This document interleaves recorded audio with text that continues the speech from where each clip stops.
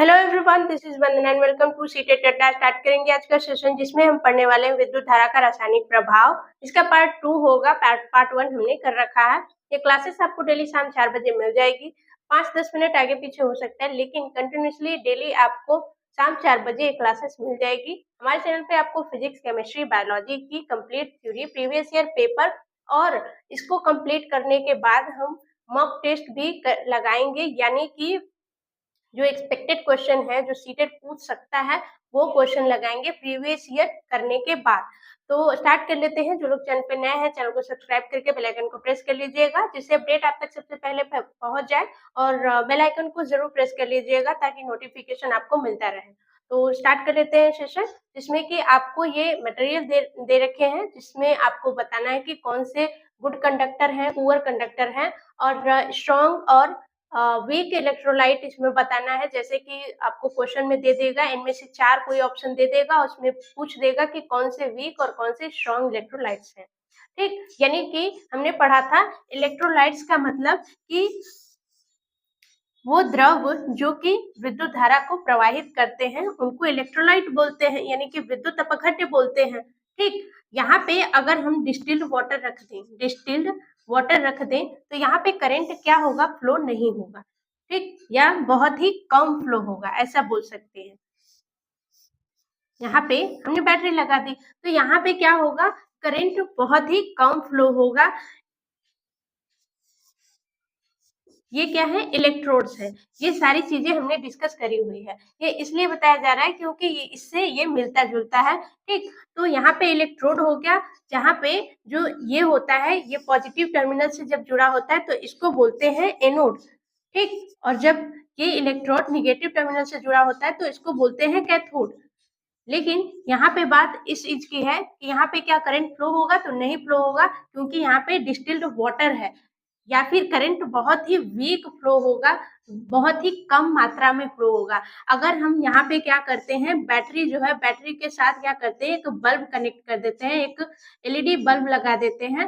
LED bulb क्यों लगाते हैं, एलईडी बल्ब जो होता है वो बाकियों की अपेक्षा में बहुत ही अच्छा होता है। ये क्वेश्चन में हमने भी करा होता है, जैसे कि ये कम हीट देता है। ठीक है, हीट बहुत ही कम देता है, और ये कम करंट, यानी कि कम करंट फ्लो होगा तब भी ये जल जाता है।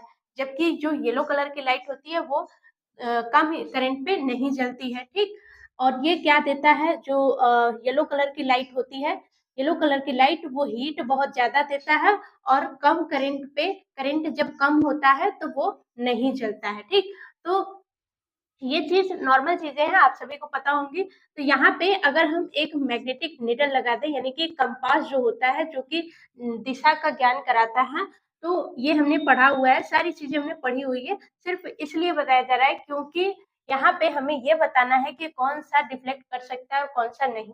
तो इसके लिए ये जानना जरूरी है। जब यहाँ पे कोई प्योर वाटर या डिस्टिल वाटर में हम क्या कर देंगे, एक लेमन वाटर मिला देंगे। ठीक, इसमें क्या मिला देंगे, लेमन वाटर मिला देंगे, तो ये करंट को फ्लो करने लगेगा। और ये क्यों, क्योंकि ये स्ट्रॉन्ग इलेक्ट्रोलाइट है, स्ट्रॉन्ग इलेक्ट्रोलाइट है, तो ये करंट को ज्यादा फ्लो करेगा, और मैग्नेटिक निडल है वो ज्यादा डिफ्लेक्ट होगा और लाइट भी ज्यादा जलेगी। लेकिन वही अगर डिस्टिल्ड वाटर मिला देते हैं तो वहां पे बहुत ही कम मात्रा में, बहुत ही, क्योंकि ये पुअर कंडक्टर होता है, या फिर इलेक्ट्रिसिटी फ्लो ही नहीं होगी। ठीक, तो यहाँ पे ये ध्यान देंगे, लेमन जूस जो होता है वो वहां पे जो मैग्नेटिक नीडल होगी वो डिफ्लेक्ट होगी, तो यस लिखेंगे।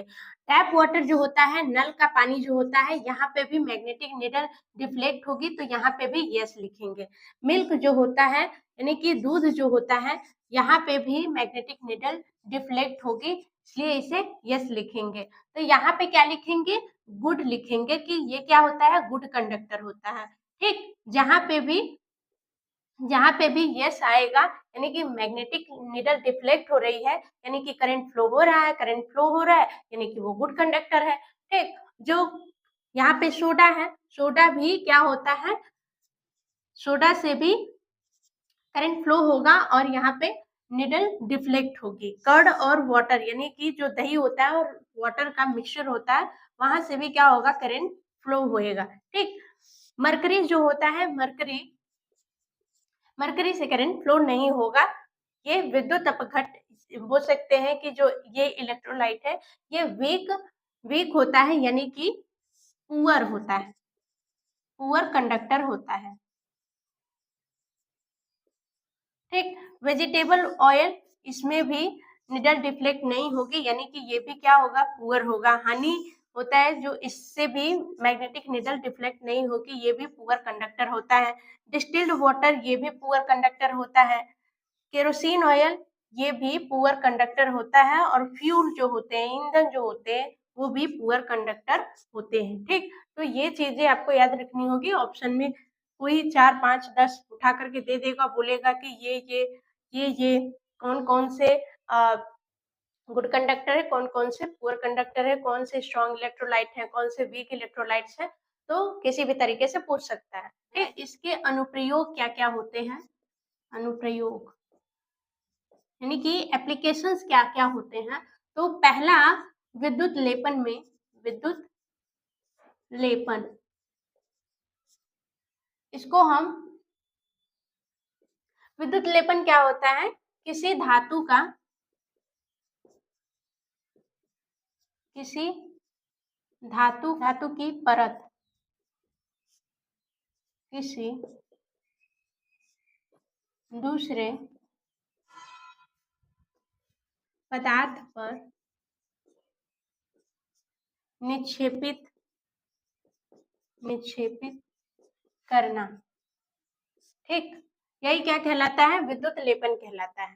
ठीक, पहला पॉइंट लिखेंगे कि यहाँ पे जिस धातु का परत चढ़ानी है, उसे या फिर उसका एनोड बनाते हैं, एनोड बनाते हैं।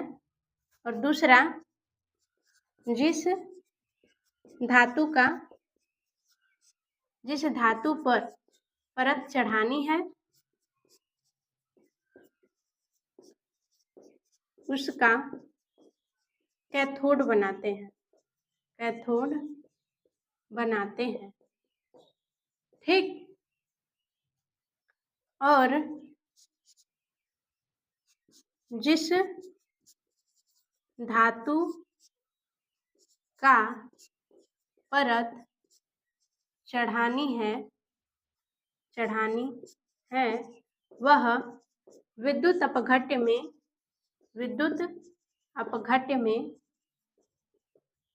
में होना चाहिए। ठीक है, तो ये बात क्या लिखा गया है, इसको एक एग्जाम्पल के थ्रू समझेंगे।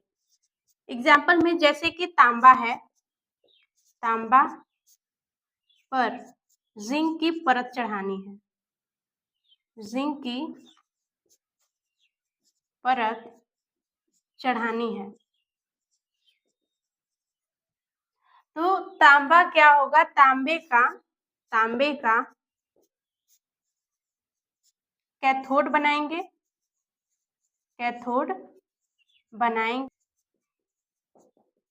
ठीक, तथा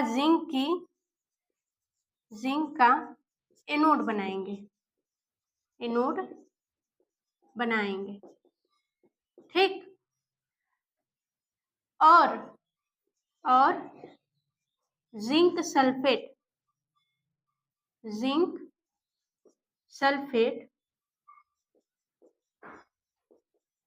सल्फेट को विद्युत अपघट्य में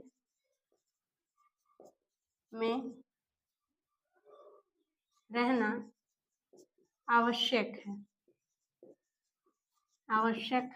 ठीक है, तो यहाँ पे बोला है कि जिस धातु का परत चढ़ाना है, तो जिस भी धातु का अगर परत चढ़ाना है तो उसको हम एनोड पे रखेंगे। ठीक, एनोड मतलब कि जो बैटरी के पॉजिटिव टर्मिनल से जुड़ा हुआ इलेक्ट्रोड है, उसको एनोड बोलेंगे। तो एनोड पे किसको रखेंगे, जिस धातु का परत चढ़ाना है। तो यहाँ पे तांबा पर जिंक की परत चढ़ानी है, तो जिंक को कहाँ रखेंगे, एनोड पर रखेंगे, जिंक को एनोड पर रखेंगे। और तांबे पे परत चढ़ानी है तो जिस पे परत चढ़ानी है उसको कैथोड बनाएंगे, उसका कैथोड बनाएंगे, तो तांबे का हम कैथोड बनाएंगे। ठीक, और जो जिस धातु का परत चढ़ानी है वो क्या होना चाहिए, विद्युत अपघट्य में होना चाहिए। तो जिंक सल्फेट, यानी कि जिंक का ही परत चढ़ाना है तो जिंक सल्फेट जो विद्युत अपघट्य में यानी कि इलेक्ट्रोलाइट जो होता है उसमें मिला हुआ होना चाहिए। विद्युत लेपन का, विद्युत लेपन का अनुप्रयोग क्या होगा, विद्युत लेपन का अनुप्रयोग कि ये जैसे कि साइकिल का हैंडल, साइकिल के हैंडल में क्रोमियम, क्रोमियम का लेपन, ठीक, या फिर क्रोमियम का परत। क्रोमियम का परत कहाँ कहाँ पे चढ़ाया जाता है, ये आता है विद्युत लेपन के एप्लीकेशन में। विद्युत लेपन के एप्लीकेशन में हम क्रोमियम का परत कहाँ कहाँ पे चढ़ा सकते हैं, ये यहाँ पे बताया है कि ये साइकिल के हैंडल में भी चढ़ाया जाता है, जो साइकिल का रिंग होता है, रिंग उसमें भी चढ़ाया जाता है, और जो रसोई में गैस बर्नर होती है, गैस बर्नर पे होता है जहाँ जिस पे खाना बनता है, तो वो भी उस पे भी क्रोमियम का परत चढ़ाया गया होता है।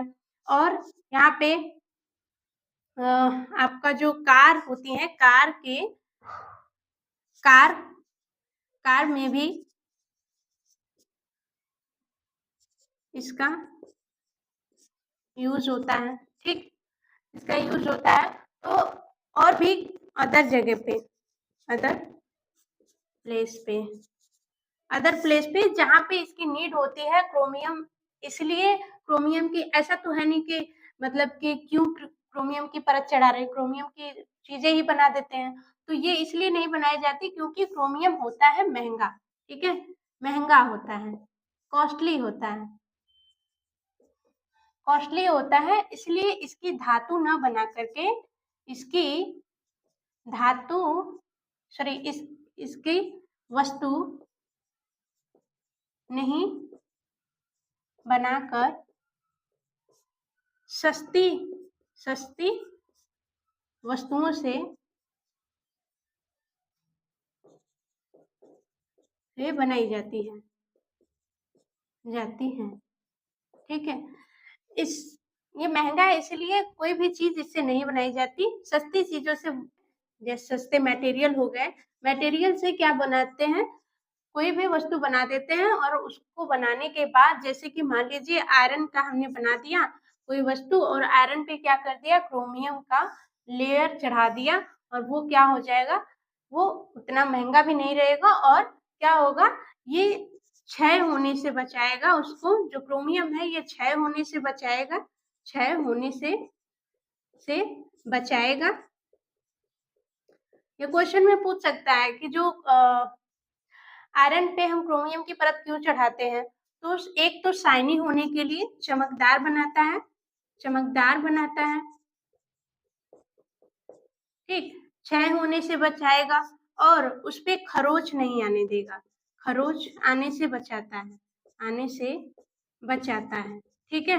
तो ये सारे इसके एप्लीकेशंस हो गए, अनुप्रयोग हो गए।